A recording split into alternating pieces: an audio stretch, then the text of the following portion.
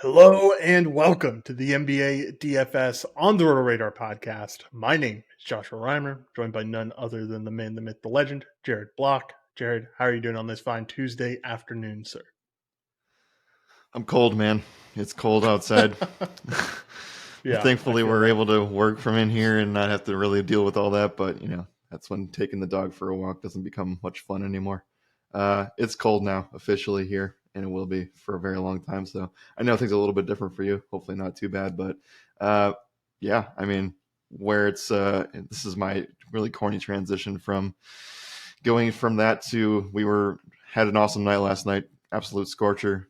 I take back everything bad that I said about DeAndre Jordan.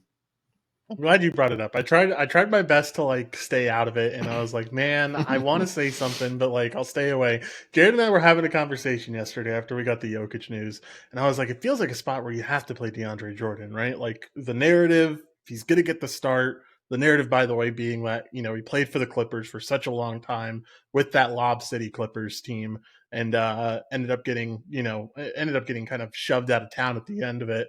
And Jared was like, he's old, like he doesn't usually play that often. I was like, I know, but the narrative, man. And we ended up rolling it on DraftKings, which I think regardless of where you were on your opinion of it, you were going to suggest rolling it on DraftKings too, because the Yeah, price was just, you had the chance to play two centers. The price was really low and it was good value. Uh, Even with me touting it and saying that I really like the spot, I did not expect him to do what he did. Really fun game there that I did not expect to be so close. And Clippers prove that they can toss away any game regardless of who's playing on the other side. But tonight is a fun night, Jared. Tonight we have the end of the NBA in season tournament group play. Tonight we'll decide who ends up going to Vegas next week and who doesn't go to Vegas. And there's some massive decisions. A lot of it's like this team needs to win, and they also need other teams to lose too. So we'll break down all of the scenarios that we're encountering with this in-season group play.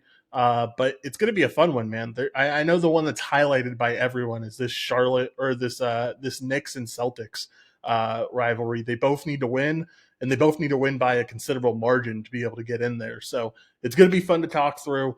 I'm excited to do it, and it's not a huge slate too, right? Only 8 games feels like our sweet spot. We've been rolling, man. I mean, we're slow starters every season, whether it be NBA, MLB. I don't think NFL was a slow start this year, but in the past, yeah. sometimes it has been. We usually take a little bit to get into our groove, and it feels like we're hitting it in stride coming into the holiday season here. Certainly feels like it. And hopefully, we still get to play a decent amount of stuff during the tournament. Should be able to find enough plays in that environment. So I was a little bit skeptical, like everybody else was. I think both of us were on a little bit more of a bullish, like let's react positively to this in-season tournament stuff and see how it pans out. We truly get, you know, uh, I don't even think you can count opening day as the most serious that these teams will be. I think that we'll see that tonight, and things should be very, very. I'm not going to rule variance out anywhere, obviously, but we should get a playoff atmosphere tonight in a lot of situations. It's going to be a lot of fun, man. I've got to say they've nailed it. They hit it out of the park with the in-season tournament. It's been a lot of fun to keep up with. It's been a lot of fun to see how the games have developed. I think it has pushed these teams to a little bit of a playoff mindset quicker than we're used to seeing, and that's always fun. That's always something that you want to encourage with the league. So I'm excited. It's been a lot of fun. It'll be even more fun next week when we get to see how the Vegas stuff ends up panning out. But today we have 8 games that we're going to talk through. Also, debuting on the show, going to be talking about some optimizer plays. Usually, I don't run projections until we have more injuries, but I think from now on, we're going to start running projections earlier on in the day, not releasing it to the members, but talking about some of the top plays from certain games. And, it is a little bit of a benefit if you get to listen to the podcast, but at the end of the day, any of these numbers can change with data throughout the day. And with injuries throughout the day. And so to get the real full product, you've got to sign up. And you can do that in Jared or I's bio. We have the link up there, and you can sign up using our $1 promo for the All Access Week. No more Black Friday promos, at least to the public. There's a few links out there that are still going to end up working for a little bit longer. But Jared, are we ready to go? Are we ready to start this thing off? You're all ready to go. All links are out. We're live everywhere. So let's get this thing going. Let's do the damn thing. Let's talk about this first game. It is going to be the Hawks facing off against the Cavs. Cavaliers currently 4-point favorites. Over under, one of the highest on the day, actually the highest on the day at 237 and a half. First of all, before we get into game analysis, Jared has all the scenarios pulled up for wins and losses and what that does for in-season tournament stuff. So, Jared, what is the implications for the in-season tournament for this game? Yeah. So for Cavs and Hawks, I think that let me just scroll to the right group here. I'm in the West right now. For this one, it's going to be interesting for a variety of reasons. Atlanta clinches the wild card spot. Again, remember there are wild card spots as well that are up for grabs outside of just winning your group straight up. These two teams are basically fighting for the same wild card spot. So Atlanta, both sides kind of go, they need to win. So we'll toss that part out of the way because that's pretty obvious. Both of these teams, it's kind of the outside looking in scenario. Atlanta would need a win with a New York Knicks loss, Miami loss, a Boston loss, and a Brooklyn loss. And then Atlanta would have to finish second in that group with point differential and win a lot of, so they need a lot of help here. Cleveland is a little bit more positive. They need to win, but they also need the Knicks, the Heat, and the Celtics to lose. They would also need to be in a spot where they would run up the points and be a tiebreaker team because there's going to be a lot of teams in this group that have a 3-1 record if they end up winning tonight. So lots of things going on here. I think that the moral of the story for this game, you got to win first and then hopefully you get really lucky. So I know Cleveland's been slipping a little bit. I know Donovan Mitchell's fighting through injury and having himself a pretty rough stretch of things. It does feel like in a pace-up spot, we should be talking about some Cleveland players. Yeah, it definitely does, man. Like you mentioned, Donovan Mitchell, definitely a tough game against the Lakers, especially a tough game against the Lakers, tough game against Toronto. Toronto makes sense, tough defenders all the way around, but I kind of expected a bigger game from him against the Lakers, honestly. Our guard play isn't the best. There would have been plenty of opportunities for him, especially when Darius Garland went out like in the second half, and we never saw Donovan Mitchell really step up. And so I want some exposure to Cleveland. I really do. I think that the spot that I'm more enticed on is getting exposure to this interior because we've talked about it plenty of times. The Hawks, one of the worst teams against the center position, and Jared Allen's really finding his form. I mean, he's starting to play big minutes. We've seen him in the high 30s recently. We're starting to see him get into the 50 FanDuel point range, or at least we've seen that once. We saw him put up 40 against Embiid. Like, I like this spot for Jared Allen. I still like the price tag too. I definitely don't mind attacking this Atlanta Hawks team with a Jared Allen play. Yeah, you're probably going to see him. I think he'll play more minutes than Clint Capella, but you'll see the shadow in that regard on that front. And I do like the matchup on both ends, and it feels like he has at least a shot. There are a few guys on the slate, but I think Allen needs to be considered as one of them that has a shot for 2020 tonight, points, rebounds. So there's that. I think that ceiling is not something we've seen quite yet, but the minutes are in a comfortable spot to where we should feel pretty confident about it. I guess there's a little bit of a slight hesitancy of them. I mean, Atlanta trying to run small, but I don't see them doing that in this matchup. Yeah, I would highly doubt it. I think that with how this Cleveland team runs the Twin Towers method with Mobley and Allen, I think Capella's going to be out there for a while, and so if they run big, Allen's in a good spot for sure. It feels like you are forced into a situation where Donovan Mitchell or Darius Garland should be someone you're looking at.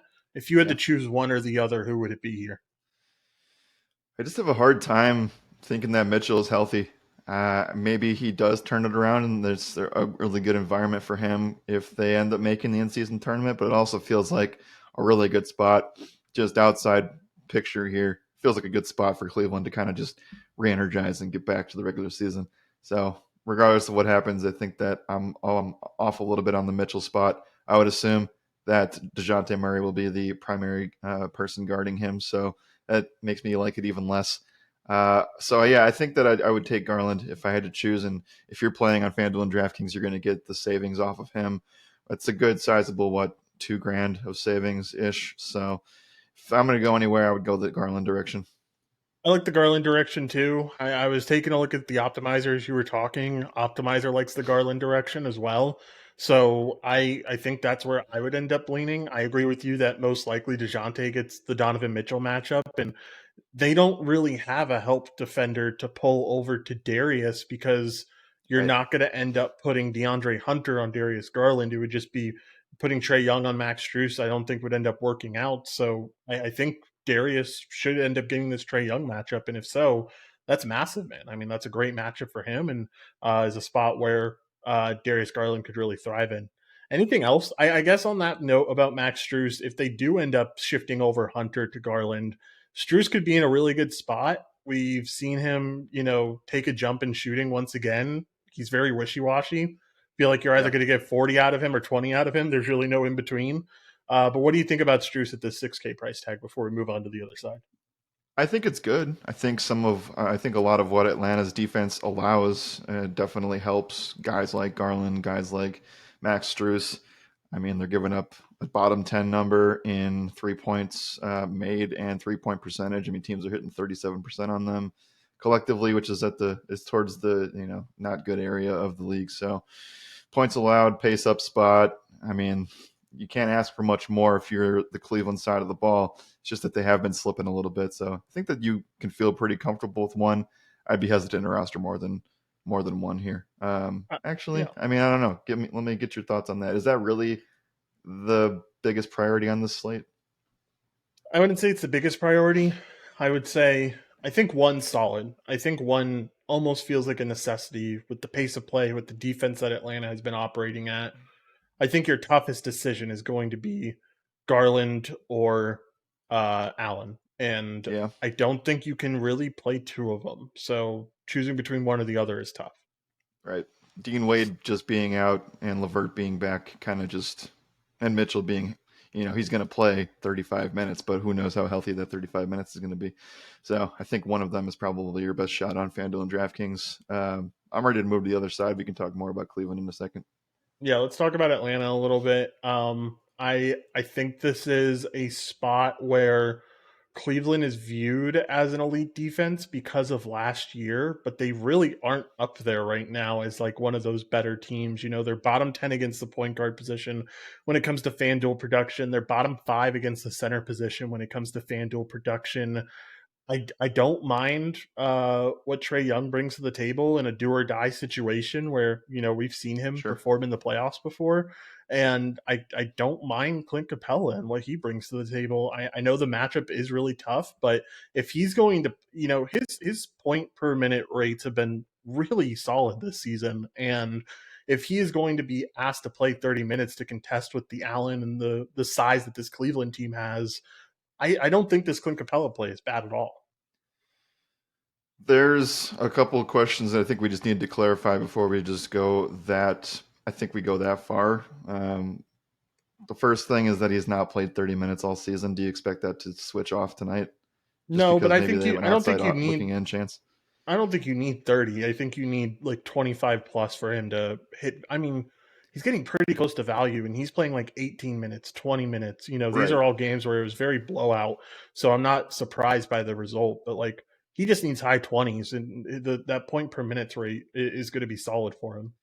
Yeah, I mean that's just Atlanta, right? I think that if things can fall apart very quickly in terms of that, and then they run small in certain situations. So I get it from that angle. If he's expected to play a full allotment of 28 plus minutes, I do think that it works both ways. Where just as much as we liked Jared Allen, you should like it just as much for Clint here. So I don't mind that, and probably potentially being the better point per dollar play at a $800 discount. So I'm okay with it. I don't think it's 100% necessary, but I think it is in play. Yep, for sure. Anything else on this Atlanta team? For me, it's really just Trey Young and Clint Capella. I guess you can go to guys like Sadiq Bey, but it feels like we're getting priced out of like the Jalen Johnson injury affecting this team anymore because everyone's Yeah. priced pretty appropriately. Yeah, that's what I was going to bring up. And I don't, I'm not going to play DeAndre Hunter at almost 6K today. think Onyeka's role is pretty limited. And, you just have a monster rotation of wings. So I'm probably just out there. And with Isaac Okoro back for Cleveland, it makes things a little bit more difficult. So you're probably just going either the 1 or the 5 there. Yeah, for sure. Definitely agree. All right. Anything else here? If not, let's move on to pick 'em. We'll talk about the top optimizer play from this game and talk about some picks that we like in general as well. Yeah, for a game total that features the highest total by, it's very close to the Warriors Kings game at the end of the slate. Not as much interest as I thought we would have. It's tough because it's a great game, don't get me wrong, but without injuries, it doesn't feel like there's a lot to go to here. It feels pretty evenly priced and appropriately priced. All right, let's move on. Let's talk about pick'em stuff. I will say that top play and kind of why I hinted at the Capella stuff. Capella over rebounds plus assist, lined at 9.5, having projected at 13.28. So just under that 40 threshold of value that we usually go by, but still a very solid play in the Capella number, and I can already tell there's a game stack here for sure. I won't share it on Oh, here, yeah, but members can sure. expect that. I mean, I think that you always have to have interest in a game stack with this many points and possessions. So Yeah, um, I like that. I also think we're a Clint Capella underdog prize pick stand because they do this thing where they give him like a half assist and they bake it in, but they don't affect other numbers. yeah, So he'll have the opportunity to have. He probably has 3 or 4 potential assists a game. That's just not all the time that it actually goes in. So I like that. Something that also caught my eye in passing. Don't love it, but it's okay. Trae Young double feels doable in this spot yeah. with the potential assists. So I don't mind that as well. Yeah, definitely getting behind that Trey Young number. I don't think anything else sticks out here. I think those two are really the solid ones. Let's talk about the Cavs side and talk about what we like over there.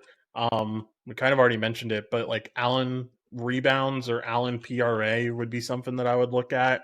Definitely don't mind a Darius Garland points plus assist number. I think that the only guy that I would stay away from in the starting lineup would probably end up being Donovan Mitchell without knowing how this injury is fully affecting him right now.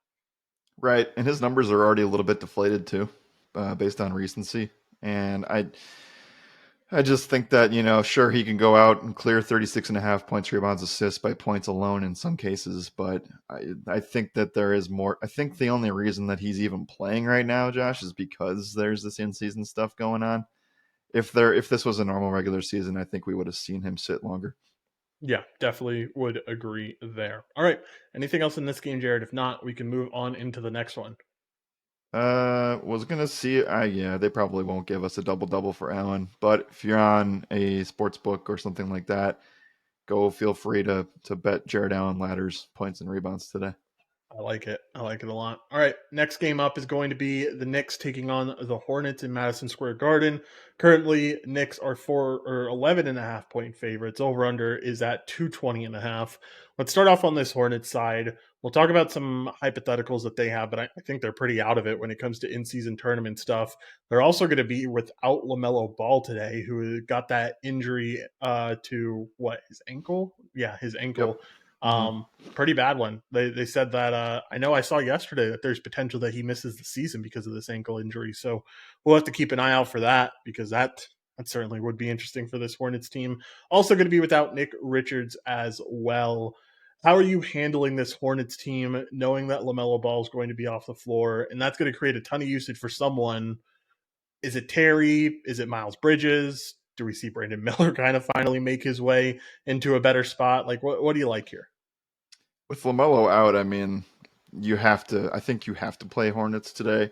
I'll just before we say that, I think we just need to go over the group play standing stuff. So, for what it's worth, I know you already mentioned it, but Hornets as 11.5 point underdogs here.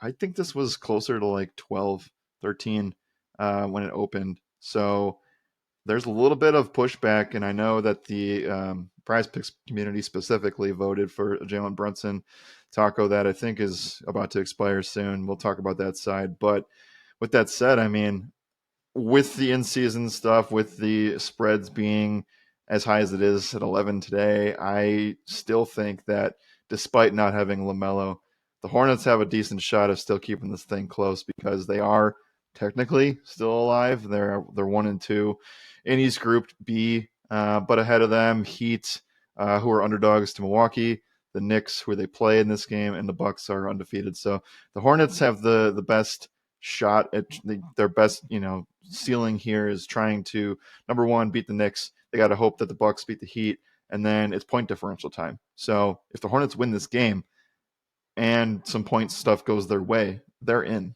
or potentially Oh, in. So they have a lot that needs to go their way. So I think it's even more so yeah. than Atlanta, Cleveland, but Charlotte needs to win. They need Cleveland to lose.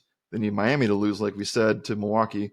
They also need Boston to lose, and Charlotte needs to put up a butt ton of points tonight. I don't know the exact number, but it's definitely complicated. New York side, if they win today, they need Milwaukee to lose, and then they would they would have to win the tiebreaker over the Bucks and Heat point stuff. So that's a little bit more condensed. So My if the New goodness. York Knicks win and Milwaukee loses to the Heat, which is entirely possible, we'll talk about that in a little bit. But the Knicks, essentially, what I'm trying to say is they're going to play as many minutes and score as many points as they possibly can today. So I think it works both ways. I think the spread can stay within 15. And do you just want to, you asked me about LaMelo, the last thing that I'll say is just something that we talk about a lot in the Discord, but we don't say it much on the air. You want to just tell your brief spiel about blowouts again, just for Yeah, just for the for people listening? sure. I love telling this thing. Blowouts are one of the hardest things to predict, and a lot of people act like these 10-point spreads when they get in the range of like 10 to 15 that like, oh, that's an automatic blowout. I'm not going to target that game. Here's what it is at the end of the day. If the Knicks win by 11 and let's say 12, because that's essentially what Vegas has them winning at, with them being Yep. 11.5 point favorites, there is no blowout risk. If they win by 12, that's a completely normal game that all the starters play through, especially in today's NBA, when a 15-point lead can be gone in just 5 possessions with the three ball being so prominent. It's a 12-point win is not a big deal in the NBA. It's really hard to predict blowouts, and people think it's so easy when they just see 11.5. They think, oh, that's such a big spread. I'm not going to bet it, or I'm not going to play anyone from that game. I think being less cautious around those is really important in today's NBA because of how easy it is to climb back from a deficit like that, and with just the Mm-hmm. fact that 12 points is not blowout territory. Agreed. Well said. So you asked me what happens with no LaMelo Ball. You also have to remember they don't have Cody Martin, and they also don't have Frank Ntilikina, so their guard depth is just like, I won't say non-existent, but you have Terry Rozier now, 1 game back. He looked good in that game, but this is just automatic, just ramp up spot for him. I feel like that's not the guy that I necessarily want. I do think that Quentin Grimes potentially does get the Terry Rozier matchup. The guy that I want, and I think is a pretty dang close to a lock and load here, is Miles Bridges. I know that most defensive matchups are going to be bad no matter what for this Charlotte team. Uh, but I do think that we see point guard Bridges tonight. And if that's the case, and I'm right about that, I think there's a 50-point ceiling here. Not like he's been bad from the assist category since coming back, man. I mean, he's consistently getting like 3, 4, 5. He had 2 in the Orlando game, but tough matchup. What we're seeing out of him though is really consistent playmaking, and or not playmaking, I guess, but just play in general. And that's with LaMelo Ball next to him. You talk about what that usage could be without LaMelo Ball, and Bridges could be in just a massive spot. I think a lot of people will just rely on last year's statistics when it comes to this and just see like, oh, Terry got a pretty big bump in usage when LaMelo Ball was out for those 30 Yep. games last year. Let's just lock in Terry. You got to remember that Bridges changes this team entirely. And I think this Charlotte team is willing to let Bridges be the guy and kind of let him take a hold of things. I will say that like the matchup gets easier too. Like I'd much rather have Bridges facing off against RJ or against Julius Randle than have Terry facing off against Grimes. Like that sounds Right. awful. Right. Bridges, the matchup will be tough against RJ or Julius, but it's much better than getting Grimes any day of the week. So I like your Yeah. Bridges take. I think the thing is, like, you don't have to overload here. Like, you just because Lamelo's out, I don't feel the need to play 2 or 3 Hornets. I kind of just feel comfortable with playing one, to be honest with you, that being Bridges. I did not like the price last week when LaMelo was playing. For Bridges, I just felt like there was he was sort of proving it wrong, but like hitting value fine enough anyway. Um, I just think that the role is completely different now, and if he was able to produce like this against Orlando and against Boston, we've already kind of seen it a little bit against New York the first time out. I would expect still that there's more peripherals coming here, and he's just been absolutely destroying on the boards. So I think there's plenty of opportunity. I think he should be I think he should be like the guy if you want to play anybody on the Hornets here. We can talk about some of the other guys that are a little bit cheaper. I don't think they're necessarily going to be guys that I flock towards, but it could be salary saving type material here because we're going to want the guy from a lot of teams today. So Yeah. I think Bridges is just fine. I think he's a great play. I think we can get to him in Underdog and PrizePicks as well. Just love the spot. Remember, he's got a chip on his shoulder coming in here, and it's showing. Yeah, it certainly is. I mean, like, if you have anyone you want to highlight, go for it. I think the rest of this Charlotte team is just like mistake after mistake if you decide to go that way. Like, I don't really want Mark Williams in the Mitchell Robinson matchup. I think Hmm. PJ being the power forward spot is going to be tough for him against Randall. I don't want Terry. I don't want Gordon. I guess Gordon Hayward would be the one guy that I could see you going to, but um, I don't know. I don't feel thrilled about anything else here. Yeah, I mean, we kind of saw that Bridges coming back just destroys Hayward's usage, but now you take one more piece out of the mix and you can start to buy into that a little bit again. Just don't think it's 100% necessary. I guess you could game stack it in GPPs if you wanted to. Uh, Brandon Miller is expected to start with these guys, right? Because if that's the case, then Yeah. I have zero interest. Yeah, definitely is. I think they're going to move Gordon to the two, move Miller to the three. Am I getting this wrong? Hold on. No, Miller to the two, Gordon to the three, Bridges to the four, and Mark at the five. Yeah, I'm fine with staying away from the rest of this group. Yeah, and then good luck playing. Like sometimes we can play bench guys from other teams when big scenarios like this happen. I think that Charlotte's bench team is completely off limits for this entire Yeah, stretch that Lamelo's out. I would agree. Let's talk about let's talk about this Knicks team if you're ready to move over there because this is where things get a little bit more exciting. Sure. And again, you're gonna want the guy from a lot of teams, and I think that there's a couple of them that stand out. And I guess the answer, well, we talked about what they need to do, and they need to just win and put up as many points as possible. And the greatest thing about the in-season tournament and the fact that the New York Knicks are playing in a game that they have to play and win is the fact that Thibodeau, notorious for giving his starters minutes, potentially unleashes that today. So we're not talking like 35 plus guaranteed. We're talking about potentially 40 minutes plus for some of these guys. Yeah, for sure. It's going to be a lot of fun. I'm excited for it. On this side, I think the number one guy that I think is a must have today, or getting close to a must have for me, really like Julius Randle. I mean, this team's just been Yeah. bad against the power forward position, Hmm. worst in the league against the power forward position. And in a spot where they need someone to take over, it'll be a lot of Brunson, but I think Randle will be a good second piece there. So I really like the Randle play. I think when it comes down to these Knicks, he's my top guy. I agree. We just saw him put up 21 against Charlotte. I would expect that we should at least that being a floor of 36 fantasy points for him in this spot. And I know people will have interest in Brunson. I definitely think that he's going to be in the player pool for cash game play today. But I do agree with you that Julius, coming off of three really tough matchups, Phoenix, Miami, Minnesota, I mean, those are all juggernaut matchups. So the fact that we get him today at 8,200 is really good.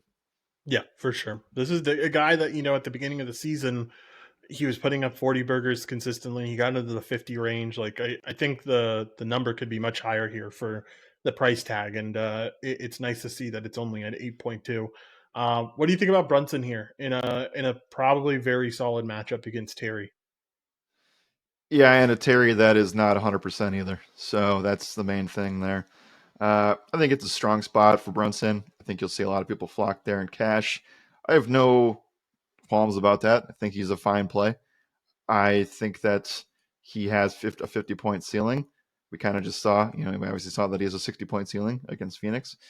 I do worry a little bit though that they just kind of have him do what he does and distribute, have a great game, 40 FanDuel points. But is that enough on today's slate from a fantasy perspective? And the answer to that, I think, is no. Um, I'm not concerned whatsoever about blowout minutes or anything like that. I think, again, the only way they make it to Vegas is if they put up 130 plus points on this team. And I think that they will do that. I think that they have a really good shot. So, by the way, their team total, Josh, is 116. I'd be willing to bet the over of that. Yeah, I can get behind that. They need to score a lot of points. This is definitely the spot to do it. I like that. I like that team total over there. Anything else here? Like I don't really think I'm getting behind any of the secondary pieces. I think I guess you could go to like an RJ, but he hasn't been living up to the price tag. I don't really want to go Mitchell here. I think I'm just fine staying away from the rest of this Knicks team. I am okay with staying away as well. It feels like you want more exposure, but it's the same kind of situation what we have with Cleveland, where I just I don't know. There are more injured teams. Getting one piece of exposure to the Knicks and Charlotte, like to both sides, is where I would lean with this one. For sure. All right. Let's talk about pick'em options if you're ready to move over there. Yeah, I am, and I think I'll start off right away with a really fun Scorcher play. I actually really love this number, and I might get it in other places as well. Miles Bridges has a 2x double double Scorcher today. I like You're that. telling me That that he's going to seems be, I mean, he cleared 10 rebounds in like three straight games. So yeah. um, you add in the assists there, and the potential assists is him being one of the major ball. I'm not going to call him the point guard because I think Terry probably shares responsibility. But yeah, I really like Miles Bridges double double. Yeah, I will say number one play on the optimizer overall today so far. Again, lots can change. Julius Randle over 1.5 3 pointers made. Mm-hmm. Currently Okay. projected at 2.83, so like an 88 value. That's one of the highest numbers we've seen in quite a while. So Yeah, really likes his 3 point chances here against this Charlotte team. Pretty sure he hit this number last time he played Charlotte too. Yeah, went two I'll of check. five. So what Can you check the second game? There's two games uh recently. oh, I didn't know there was two games recently against Charlotte. I checked the second game. Other game missed this, went 1 for 4, but I think his odds are solid here. I like the spot. I don't mind going that route for this Knicks team. I think most other things are going to be stayaways for me. I don't. I mean, I guess you can go to like a Brunson number if you really wanted a points number there, but what else do you like from this Knicks team? Just to clarify that the first matchup was November 12th. They won by 22. I am checking to see if that was just a blowout because he had 27 minutes. Julius Randle won't play 27 minutes in this game. He will probably be No, closer to 37. So, yeah, yes, it, bare it minimum. was a blowout. I think, again, uh, not sure, I'm not going to let you just share how you built the optimizer, but I will say that I think it obviously takes pace up spot into consideration. It obviously takes the total, all things considered, matchup, etc. But I think we could even bump that up a little bit manually because of the fact that he could play 40 plus minutes today. Yeah, for sure. No, definitely a solid spot for Randall. What else do you like from this team overall? There's another play that's really solid that I'll say for behind the paywall, mostly because it's one of those low point totals that have been giving us Mm-hmm. like the tiniest bit of trouble recently. I think I shared it with you before the show, but there's a lot of solid spots here on this Knicks team. I feel like for me, it's just going to come down to Randall and most likely Jalen Brunson as well. And I don't think you Yeah. need to go farther than that. No, you don't. I will at least throw out the play of I think Hartenstein can do just enough to do something here with no Nick Richards. Like, who are they going to run? Big JT Thor? Like, I Yes, just don't think that that's going it's to work exactly. in that favor. So Yeah. 10 and a half points rebounds is something that I think he can do in limited minutes. Yeah, I can get behind that. Anything from the Charlotte side outside of the Miles Bridges stuff, I think I'm fine with staying away from that team overall, Uh, just the Miles Bridges double double is all I'll be interested in. for sure. All right. Anything else here? If not, let's move on to this next game. No, let's go and move on. Let's do it. Talking about this next game that is coming up, it is going to be the Toronto Raptors facing off against the Brooklyn Nets. Probably one of the uglier games of this window, but Nets minus 2.5, over under set at 223.5. What are our in season implications here for this one, Jaron? This one's a little bit less exciting, which is kind of weird seeing where the spread is. But I'll make it very easy. On one end, Toronto is eliminated, so this game means nothing to There you them go. outside of a regular season game. Um, the Brooklyn side, they can clinch Group C if one of these things happen. Number one, they need to win in both scenarios. Uh, but if Boston loses, they can advance in Group C. And then if they win and they clear a tiebreaker in points with Boston or Orlando, or Boston and Orlando, I should say, then they will be in as well. They can also clinch a wildcard spot, the Nets can, if the Cleveland Cavaliers lose and a Knicks loss. Um, so there's definitely some weird stuff here. They're going 100% in this game. So what do we like from a Nets perspective? Yeah, it feels like you've got to like something, injury wise without Cam Thomas. That's a massive piece to be missing. And a guy who's taking up 30% usage rate is a guy that you have to account for. Without Thomas, I would say that I think that you still need to be considering one of these guys. It's just really the question of who, because we know how good this Raptors defense is. I think Yeah. OG ends up lining up with Bridges. I think Scotty ends up lining up with Cam. Actually, OG might end up landing with Dinwiddie, and Barnes might end up land on Bridges. I think the guy who gets the best matchup here is going to be Nick Claxton, because we know this Mm-hmm. Raptors team has been horrible against the center position. We've seen Claxton put up some really good numbers in limited time, and I would say that it's probably going to be closer to 30 minutes in this one, considering the implications that this Nets team has for the in season tournament. I really like this Claxton play, man. I really like the number that you're getting him at. I really like all of the upside he has. I think Claxton is the guy that I'd want to go to if anyone. And we know that he is going to be playing in this game. Yeah, that was the major concern here. I think that they specifically took him out or gave him a rest day of sorts on the 26th, as it wasn't a in-season game. It was just it was a Sunday rest spot. So I think that they saw this on the calendar and said, "We're going to give you probably, I won't say a free leash here, but I think that there's definitely worlds where 32 plus minutes is in play. We know he can do it, which is the best first check mark to be checked, and that was against Atlanta, and that was his highest ceiling game of the season. So if we get 30 minutes from Claxton, feel really good about it in a close environment. And yeah, I think that this is a strong play. I'm not going to probably say it's the best center play, but it's certainly amongst the top. Yeah, certainly amongst his tops. They're certainly something I could get behind. Oh, wait, sorry, one thing. Go for it. Much different on DraftKings. I think it's almost must on DraftKings. It's he's 6,300 there. Ooh, I like it. Definitely solid for that spot. Anything else here in this on this side? Because I think it is just Claxton or bust for me. I don't think I need to go any farther. No matter how you arrange the hypothetical defensive matchups, it's still bad, right? So Mhm. I think that and Miles Bridges or Mikal Bridges, excuse me, is one of the. If you didn't, I again don't. I mean, maybe we can fact check me on this at some other point, but I'm pretty sure he is in the top five worst ISO guys in the league so far to start the year. Yeah. Would not be shocked at all at that. All right, let's talk about Toronto a little bit. I don't think there's anything on this side that really gets me excited. I think Scotty could end up doing really well here, but I don't know if it's something I'd be willing to bet on. Optimizer somewhat likes OG fantasy points, so like I feel like I got to bring him into the conversation, but hasn't projected around like value at 31. So I don't know. Mm-hmm. It's kind of just iffy all the way around here. I think we can make it pretty simple where this is already kind of a slower game environment in general. And if you're not playing for anything tonight, then we shouldn't be talking about this team.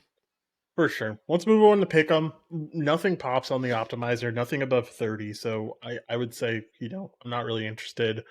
Be interested in the Claxton number wherever it's at. Over on prize picks, we have Claxton at 12.5 points, 23.5 points, rebounds, and assists, 21.5 points and rebounds. I think PRA is where I'll land there for Claxton. But what do you like here? PRA for now. This is something where I'd be very curious to see where this number sits when Underdog puts their fantasy numbers up, because you get the blocks if you have a ceiling. If Claxton plays 30 plus minutes, the amount of drives that he'll be able to contest. I mean, what Yeah. Scotty's got to be up in the top 10 of drives in the NBA. Yeah, I'd imagine so. Definitely going to be a solid spot for that fantasy point number whenever it does come in. Anything else here in this game? If not, we can move on to the next one. This is if Brooklyn didn't have as much of an optimistic run as they will, this would have been a snoozer. Probably For still sure. will be. Probably still will be. All right, let's move on to this next game. It's going to be the Bucks facing off against the Heat here currently. Bucks are 2.5 point favorites. Over under is set at 229. Let's talk about this Bucks team first, and then we'll get to the Heat and all the injury news that we got from them. For this Bucks team, currently have Chris Middleton as questionable. We'll see if he ends up going today.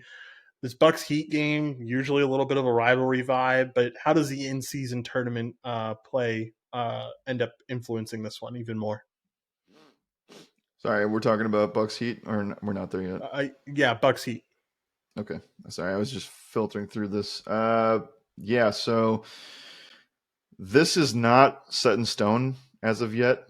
And we have some fishy Vegas things with Jimmy Butler ruled out for Miami. I think that's so. I'll give you the actual data and then we can go from there.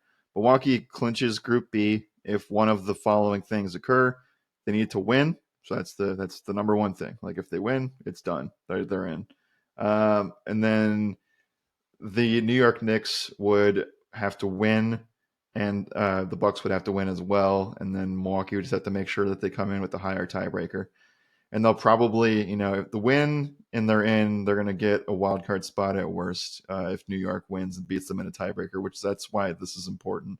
If the Knicks put up 140 plus, I think Milwaukee's got a 40-point lead on the group, but still, I mean, this could be a rock fight against Miami, where I think the win is actually kind of in jeopardy here.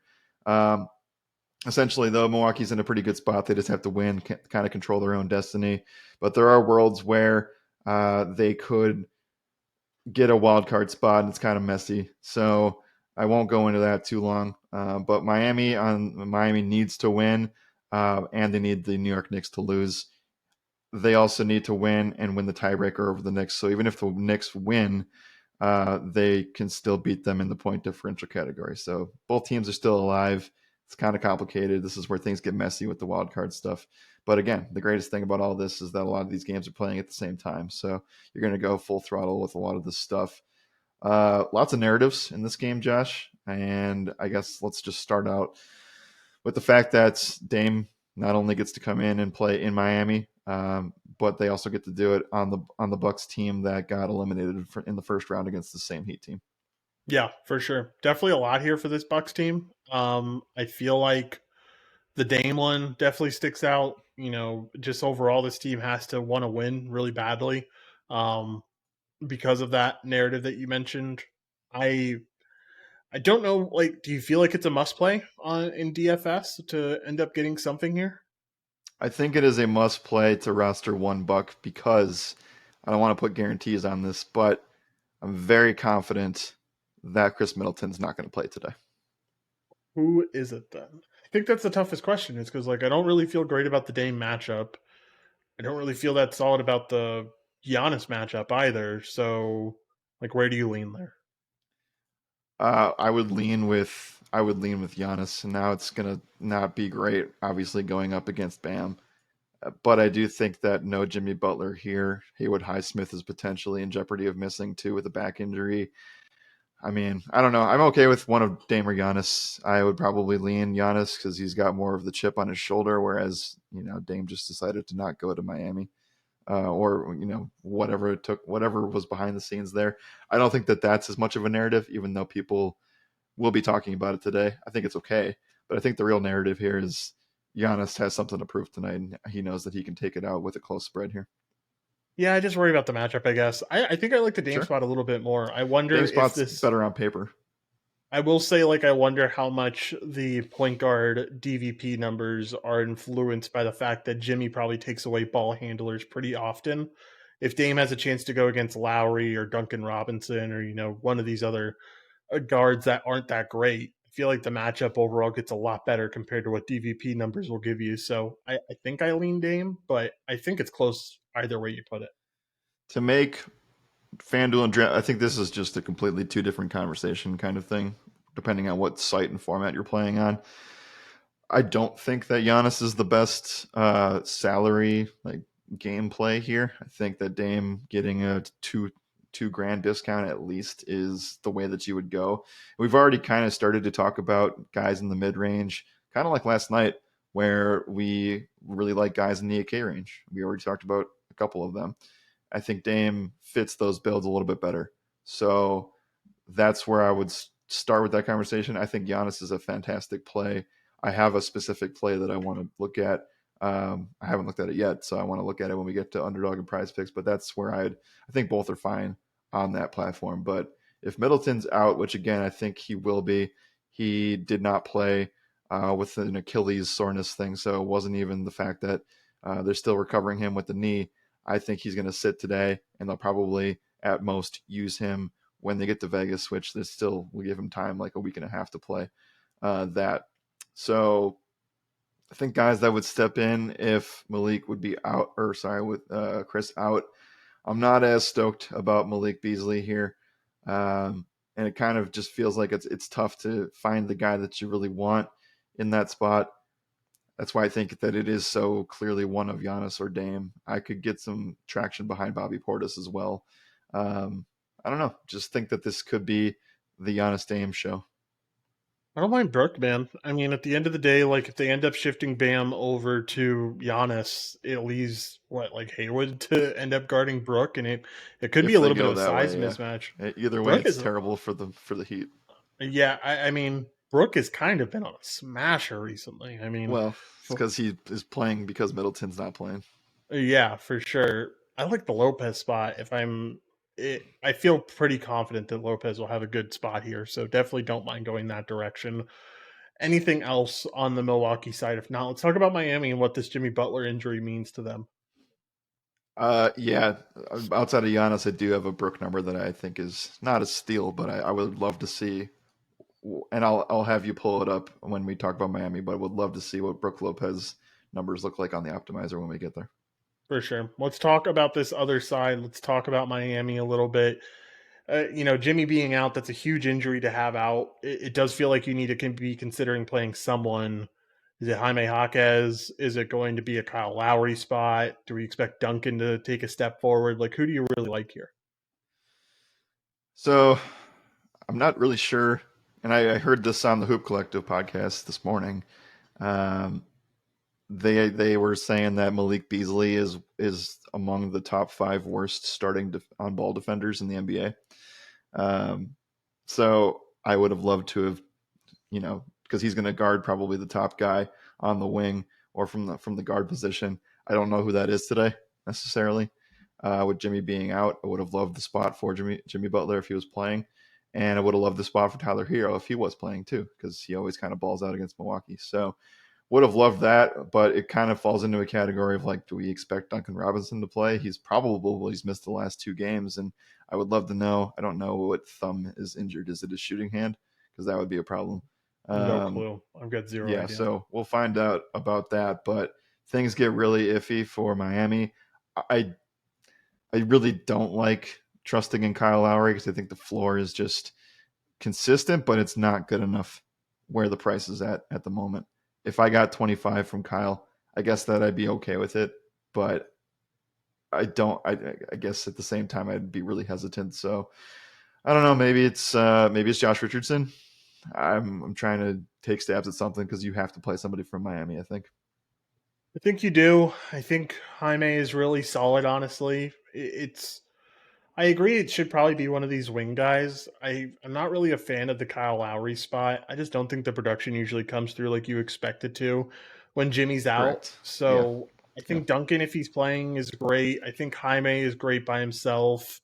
I think I'm staying away from the big price guys. I think Bam is just fine to stay away from. I don't feel influenced to end up buying into the spot at all. Who knows how badly injured this hip is? I mean, missed two of the last three games. It's usually not a good sign if you miss a game, you come back and then play a full game, and then you miss another game. Like that's not a good sign for where the injury is at overall. So I'm fine with staying away from Bam stuff. I think Jaime or Duncan is where I'm leaning. Right. And so, I mean, if we're hesitant about the hip, which I think we should be, at best he's probably 80%. I mean, you have to really like what Lopez or Giannis could do in that spot then. Um, and the biggest question mark for me, which I'll believe in Vegas because we've seen these weird lines before, but the Bucks are only 4-point favorites in this spot, which does tell me that Middleton's out, and it does tell me that there's just something about the Bucks playing in Miami that is very tricky to decipher for them. So that's why I think it's really important to play one of the big guys for Milwaukee, and I think it's really imperative to play somebody that can keep it close for Miami. The one guy we haven't talked about yet that I just want to shout out, probably a little bit shakier of a floor, is Caleb Martin, who finally saw 30 minutes against Brooklyn. Now, that was a game that Jimmy was out in. You're going to get that spot again.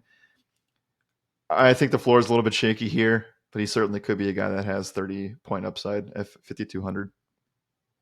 Yeah, I can get behind that for sure. Anything else here for Miami? If not, we can move on to the pick'em conversation.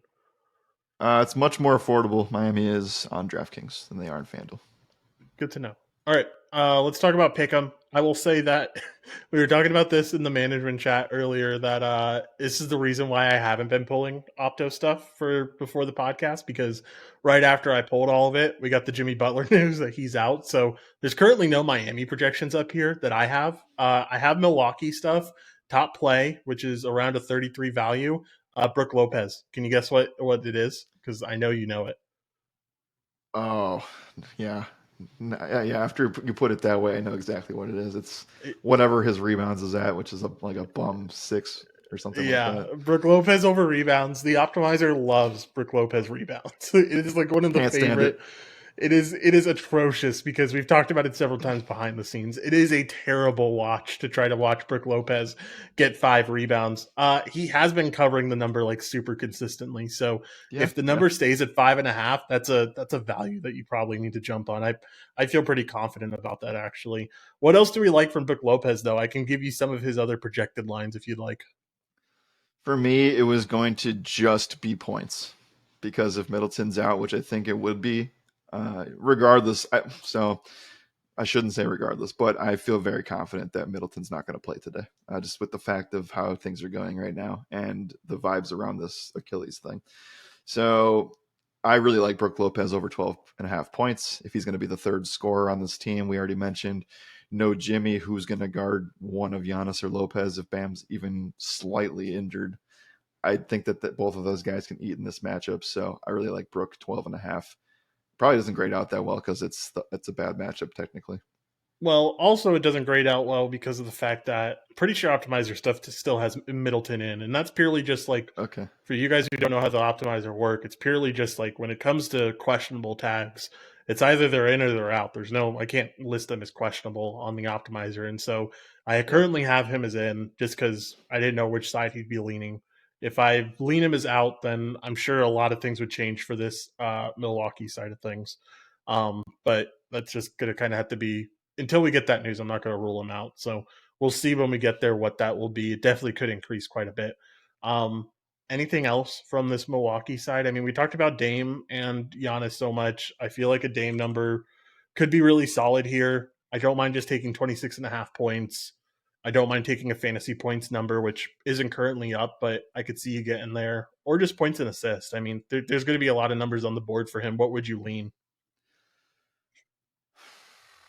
I would lean staying away from Dame today on Oh, betting actual like individual statistics because I just don't think this narrative really lines up for him. Now, if you want to go purely based on matchup, then sure, I think you can take points and feel pretty good about it because they need a win to advance to the tournament. And he's looked pretty good in that. But in terms of narrative, like he did not really, he looked uneasy against the Trailblazers. I don't know if anybody really watched that game because it was during NFL mid afternoon, but he looked very uncomfortable in the first half and he's looked kind of like that in some of these matchups. Boston being another one when Drew Holiday was on the other side. So I tend to think that this is more of like Giannis saying, I want to take care of business. And that, again, that's not statistically driven. It's just pure like revenge narrative situation. So I would say I'm okay with Dame points, but I feel much, much better about Giannis numbers. Yeah, I can get behind it. I definitely don't think it's a bad decision to go there. Anything on the Miami side, I'm just gonna wait for injuries to figure out what to do with this side of the things. Uh, Not really. Yeah, Not much stands out because they're not giving you much to work with. So at the end of the day, we still have two or three guys that need to get cleared. Like I think that they're all in good spots, but what happens if Bam tweaks something in warmups, right? So I don't know. It could be interesting there. We'll just shout out, which one do you like more from Giannis, and we can move on. Do you want 30 points or do you want 11 boards? Because I feel pretty strong about the 11 boards, but he also has been, yeah, in the narrative of all that. I think that, either of those are fine. yeah. I think I'd lean points just based on the narrative and everything. I think if I'm going anywhere, I'm gonna lean points overall.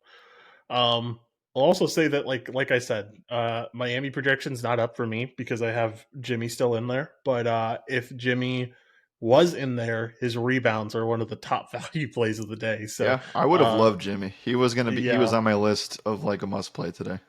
So yeah, I definitely would have felt solid about some Jimmy numbers for sure. All right, let's move on if you're ready into this next game. Head on to the second half of the slate. yeah. Any closing thoughts about?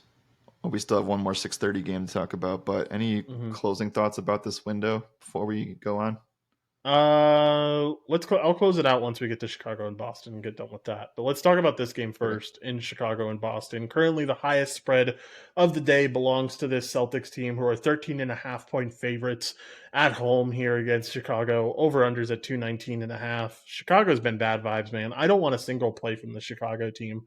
Um, I have no interest here at all. Well, I'll double down on that. They're also eliminated from the in-season tournament, so They're even more of a reason not to play yeah, this there's no team. reason to Gosh. play. You don't play Toronto today. You don't play Chicago today.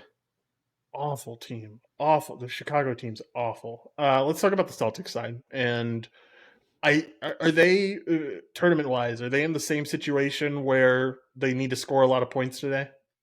They are, and I don't know if you heard, but they're not happy about that point differential stuff. Um, Why? Get over it. they I forgot who they were playing. So if somebody from Discord wants to add us and confirm that, they got really mad about basically the game was. Oh, I think it was the Bulls. I could be wrong, but they were whoever they were playing. The game was over. Boston was going to win, and they just kept firing shots because they wanted to get more point differential points. And Jason Tatum had a few things to say about that that weren't in a positive light. So Boston has not clinched yet, but they can clinch Group C. They would need to win, obviously, and then they would need to break the tiebreaker between Orlando and Brooklyn. Because right now, Josh, the Orlando Magic are actually leading this group. They are 3-1. The Celtics are 2-1, and the Nets are 2-1 as well. So they basically are in a three-man face off here, and they need to win. They also need to put up a lot of points. What else here? They can also clinch a wild card spot if the Nets and Knicks and the Heat lose. So they would need a lot of things to happen there. And then they would also, I think, obviously, if they lose here, I think that they could potentially be on the outside looking in from a wild card situation. So again, I think we don't really have to talk much about the Celtics losing because I know we just had the spiel about spreads and all that stuff, but this is not going to be a competitive game today. Yeah, Um, not going to be a competitive yeah, game at all. I think that you think Jason Tatum making those comments makes it less likely that they try to run up points here, or do you think they say we need to win and we'll run it up regardless? more likely they need to actually ramp up points here. Yeah, so if they're ramping up points, I mean, it all depends on Drew Holiday, right? I guess we didn't lead off with this that Drew Holiday is questionable due to that ankle injury, and if he's not playing, I mean, Tatum, Jalen Brown, Derek White, like you name it, a lot of guys are going to come in that are going to be really solid options today. It's all going to depend on what happens with Drew Holiday at the end of it. Yeah, Alex Caruso is also questionable with the toe. He missed a game coming off that, so that's also a positive outlook for this team. We already know that Kristaps Porzingis is also out for Boston, so I don't know if this is necessarily an Al Horford game, but he is priced into a spot where we played it a couple days ago and he smashed Atlanta. Um, really impressive board showing there. I don't know. I think that you have to have some interest if Drew Holiday's out, but if he's not, I don't know how interested I really am here. Because again, this Boston second unit could be responsible for a lot of points as well.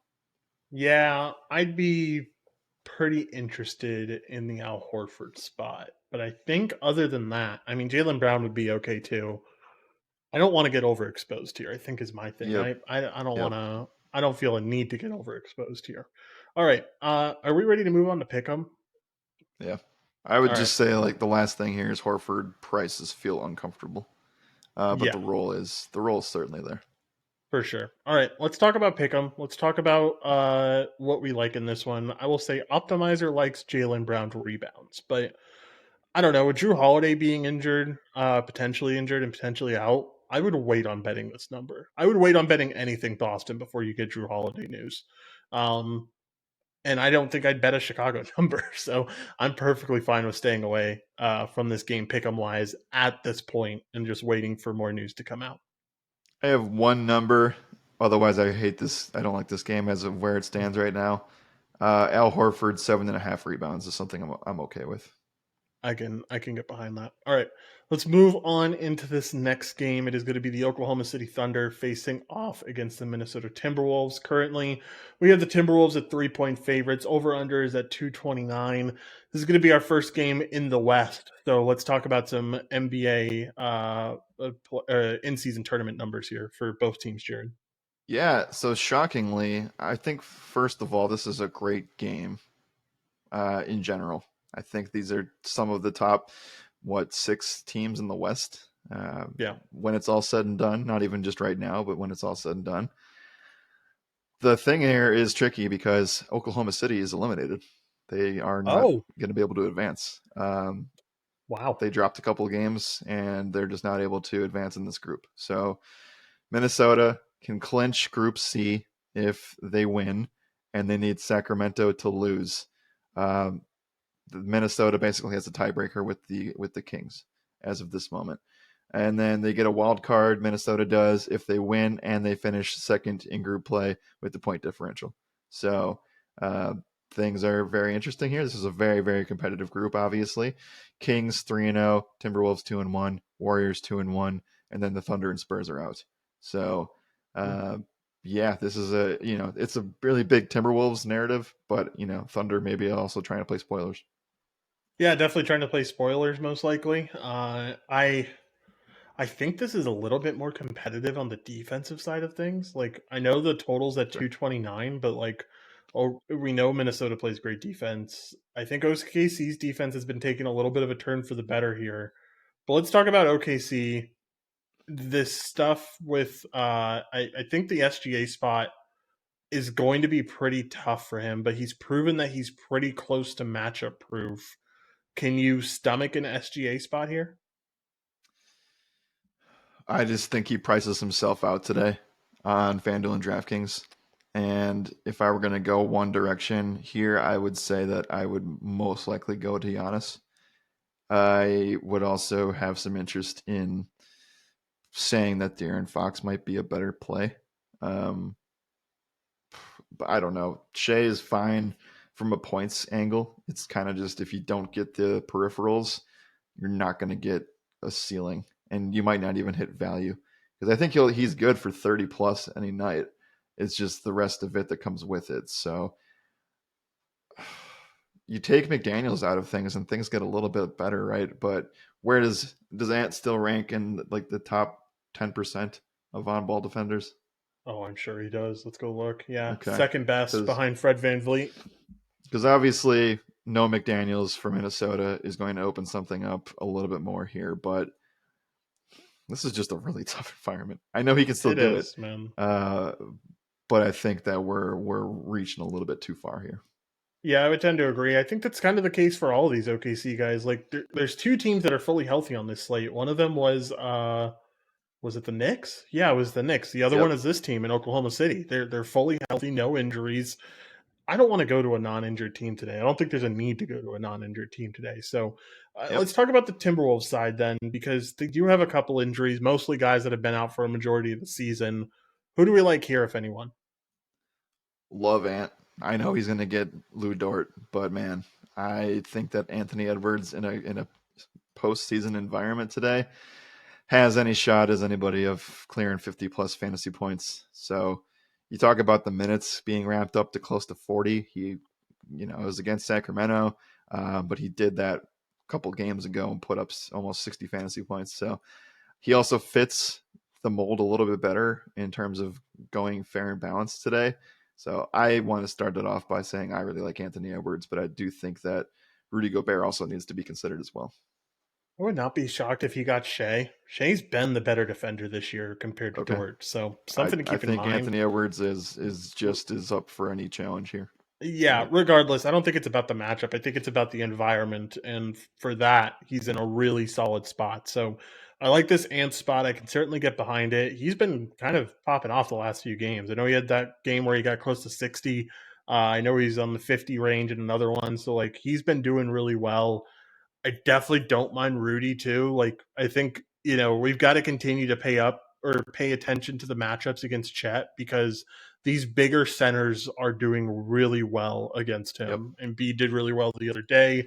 We're seeing him kind of just get bodied for the fact that he's not a very good defensive center. He's playing really well in these games, but Rudy has a chance to go off on the offensive end. Certainly. And we'll talk about more of that and pick 'em. I think that one of Anthony Edwards or Gobert are great tournament options.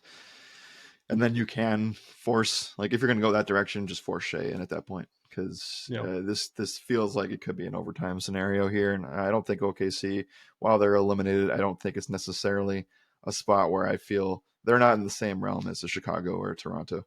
But we for shouldn't sure. be playing them as Jalen Williams coming back as well. So no reason to play the Thunder in cash. For sure. Anything else here? If not, let's move on to pick 'em stuff. Any thing you want to talk about in relation to one of Kyle Anderson or Cat? I don't think we see enough from Slow-Mo at this point, but McDaniels being injured could be something to think about. Cat kind of feels like he's going to get somewhat of a good matchup if all eyes are on Anthony Edwards. Yeah, I'm not interested. I'll stay away. I don't think there's a Okay. need for it at the end of the day. Let's talk about Pick'em. Top optimizer plays an ugly one, man. I hate this play, and it's one of the reasons that we have at the top of the optimizer that you should be doing your own research. This tool is not an end all be all, because I even think some plays that it recommends are gross. Lou Dort over points at 7.5. He has just not been that factor on the offensive end, and like Chet's starting to develop his game a little bit more. Shea's obviously a guy who's very ball heavy when it comes down to it. Like, Giddy's starting to get there a little bit as well. There's no reason why Lou Dort should be a big factor. Now, can he get the 7.5? I think there's definitely a chance. I think at the end of the day, he's probably the guy that's going to be the least looked at compared to these other starters, and so he could find a few open opportunities off of that. But I don't know. He's at 7.5. His line is at 7.5 for his points. The projection has him as 11.8. I guess it's not the worst play. It's just not one that I would play personally. I'm still going to play it He because I trust in the numbers. But if I were looking at this slate, I would not be recommending Lou Dort points. Yeah, he needs to run really, really clean as well from three in order to hit this. Yeah, Certainly could, but he's only going to be taking 3 to 5 threes a game. Um, I'm just not interested. I think that's a pretty fair way to say it. he was hitting this number really consistently at the beginning of the season, and I think that might be. Sorry, dog's shaking over there.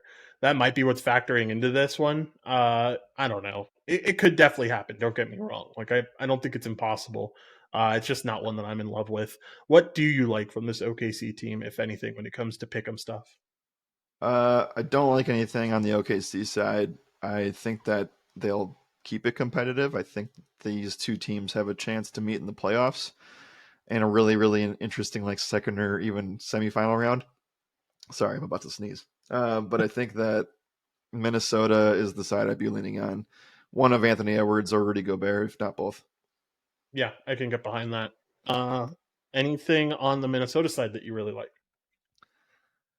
I want to just go. Well, I don't even know if I want to just go all out on points. And maybe I want to go all out on points, rebounds, assists for Anthony Edwards. Maybe we wait 3 or 4 hours and try to get this fantasy number around 45. I think that's where it probably will sit.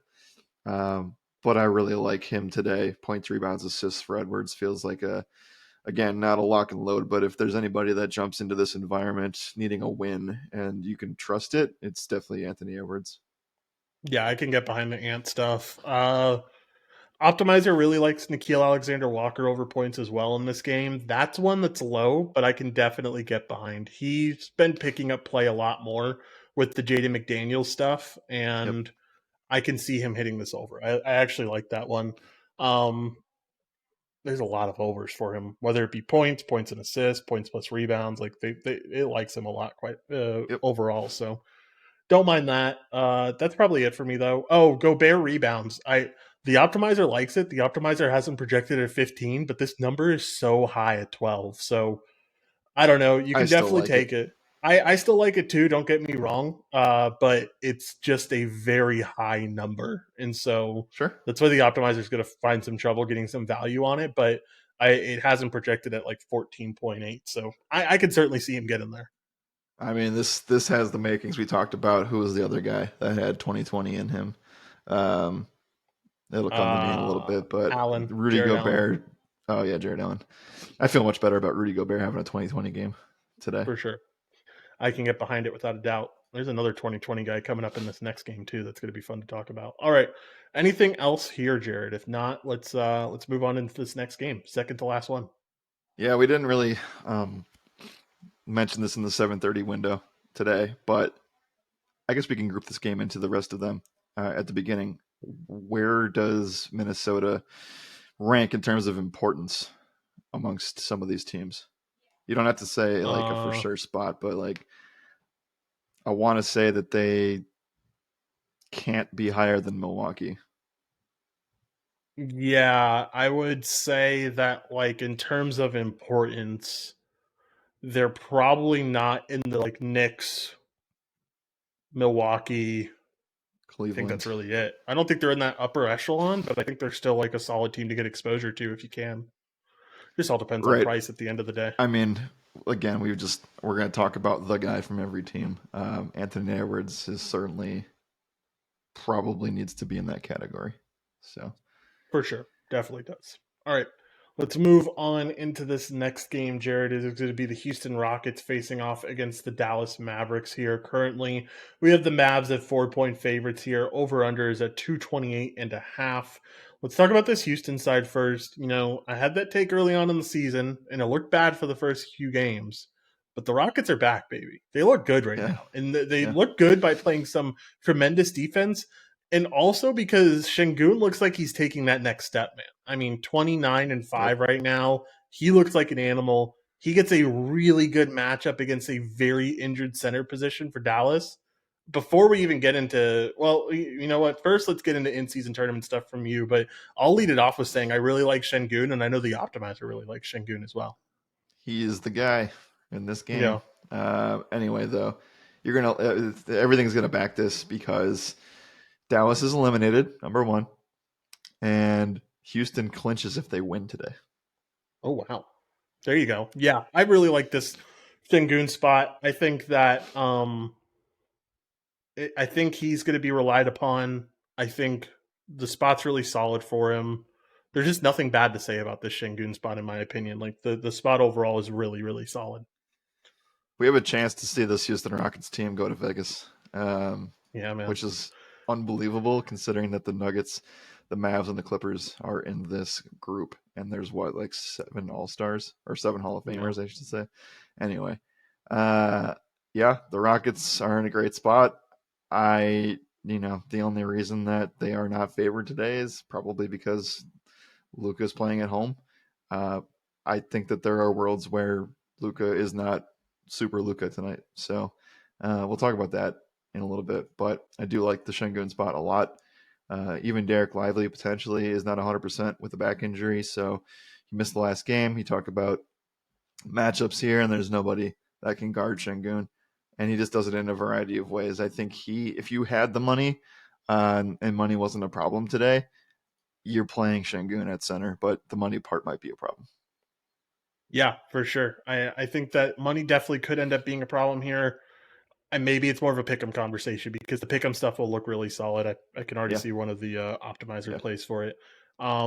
Anything else on this Houston side that you can really get behind? I feel like I have some trouble getting behind. Like, I don't know, Fred's okay, but like is really expensive. And then after Fred and Şengün, like I don't really get excited about this team all that much. I guess Jabari would be okay if you wanted to go there. There's been some consistent production from him over the last 3 games, but I think I'm fine with just saying it's Şengün or bust here for this Houston team. Yeah, a few injuries that they're going to rule Brooks and Van Vliet in. Just know that they're not 100% here. We have to also wait for Tari Eason and Jayshawn Tate too. I think Tate's been cleared, but again, some injuries here where I think you just rely on the main piece here in Şengün.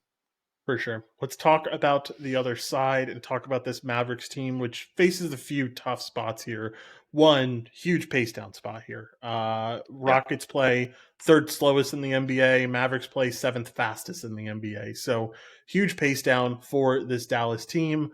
Also, Houston just playing some really stellar defense right now. Best defensive team in the NBA. They have surpassed the Timberwolves as the best defensive team in the NBA. So the defense is clicking. They play slow pace. I don't want any exposure to this Dallas team. In fact, I can already see that the optimizer likes some unders for some key guys in this offense, which we'll talk about once we get to pick them. I'm on board with Luca under PRA. Those numbers are probably Ooh, all really high at some point, yep, or always. So you're going to get a combination of Dylan Brooks and Fred Van Vliet. That just is a bad combination for me. And a pace down, like you said. It's a full. Let's see where this is here. It's a full. It's over 10 possessions. Just not a great environment there. for sure. Definitely can get behind it. Anything else here? If not, let's move on to pick 'em stuff. I just feel like the Rockets have the momentum to win here, right? Like it Yeah, just. for sure. I'm shocked that Mavericks are favorites here. Does that make any sense to you? Because No, it doesn't. I'm But again, I just kind of at this point, I'm just saying Vegas is close.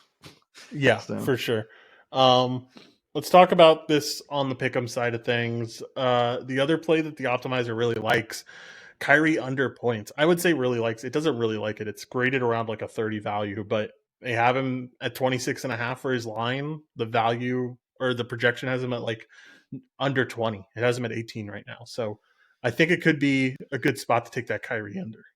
sure. I mean, he's hit it. He played really well against the LA teams, but we know that he's going to show up in the LA team Mm-hmm. matchups. So that's that. But yeah, I think that the slow pace of play matched with the defensive matchups is just not a great environment for any Mavericks. I know those are sweaty unders, like Luca under 47.5 points, rebounds, and assists. He's probably going to get pretty close to 30 real life points, and you just got to hope that if he doesn't, then that number is probably going to be fine for you. So again, No, it's not great, it's not fun, but it could be worthy tonight. for sure. Anything else here that you like? I think that I'm just going to take that Shingun one, take his rebounds, and call it a day. Wouldn't mind points plus rebounds as well. I feel like that's really solid too. Rebounds plus assist is something that I could get behind. Any combo stuff for Shingun is solid. Yeah, mini Jokic, man. He's just gonna. We did Yeah, this mini with Jokic him. We did this with Draymond Green when he's healthy as well.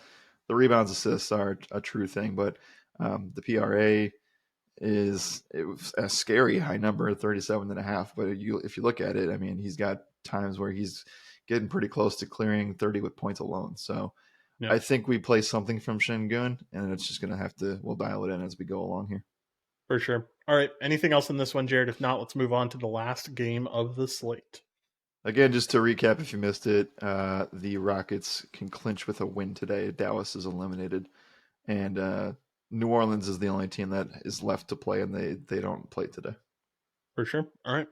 Let's talk about this last game. Going to be a fun one here. The Warriors face off against the Kings. Kings at home in this one. Over under is set at 236, a very high number, with the Kings being 1 point favorites. Let's talk about this Warrior side first and talk about what they have altogether, because we've seen it be a very Steph dominant team. When Steph faced off against this team early on in the year in Sacramento, he scored 40. He had a very good game. Do we expect Steph to have that level of a game here? Do we expect another Warrior to finally step up? Like, what are we expecting from this Warriors team? Well, historically, we would just say play Klay Thompson and call it a day, but I don't think we can do that. He's looked better the last like 4 games, but I have a hard time really trusting in something here for Golden State. And we have Draymond Green back today, right? He plays today. Yes, That I like probably Draymond. that I mean, so do I actually. If do you think about it? Um, Before I go any farther on that, I will give you the narratives that are in play today. Yeah, Uh, Golden State can clinch Group C if one of the following occurs: they have to win, Minnesota has to lose, or Golden State wins and they win the tiebreaker over Sacramento and Minnesota. Sacramento is going to clinch this group if they win, or Minnesota wins and Sacramento clears the tiebreaker between them, those two teams. So Golden State has a wild card chance as well. They need to win, so they're on the outside looking in. They are 2-1. The Timberwolves are 2-1, and the Kings are 3-0. So between those three teams, two of them are probably getting in here. yeah, lots of needs to win and needs to win point differential stuff. So I think the Warriors are a full go here. I don't mind Curry, but I don't think you have the money to spend on it today.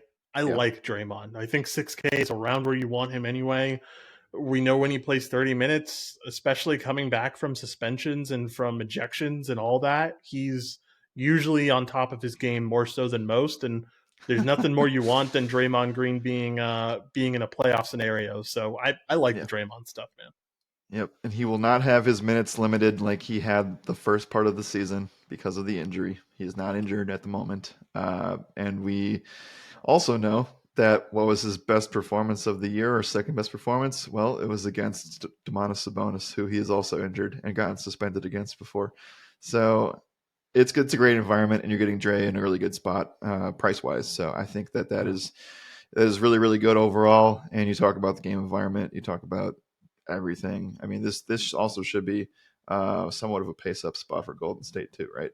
They're basically Yes. running at the same pace at the moment. They're 15th and 16th, but still, I do But think this has a lot to. Sacramento should be higher because of the Fox injury. exactly, right? Sacramento is very much a top 10 pace team when Fox is in compared to when Fox is out. So, might be the same, but it is a pace up spot for Golden State without a doubt.